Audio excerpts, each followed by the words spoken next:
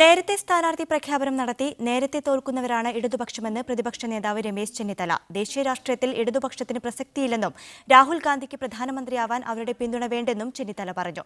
UDF സ്ഥാനാർത്ഥി ബെന്നി ബെഹനാന്റെ തെരഞ്ഞെടുപ്പ് convention ഉദ്ഘാടനം ചെയ്ത് സംസാരിക്കുകയായിരുന്നു അദ്ദേഹം.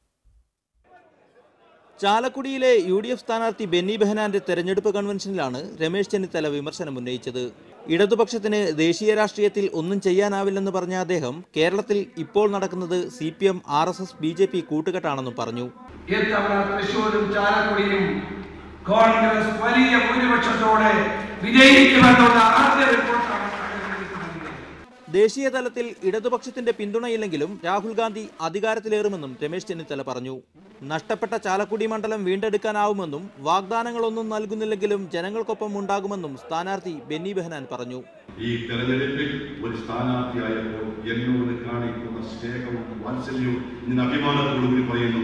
എന്റെ ജീവിതത്തിൽ ഒരു സ്ഥാനാർത്ഥി എനിക്ക് അഭിമാനം.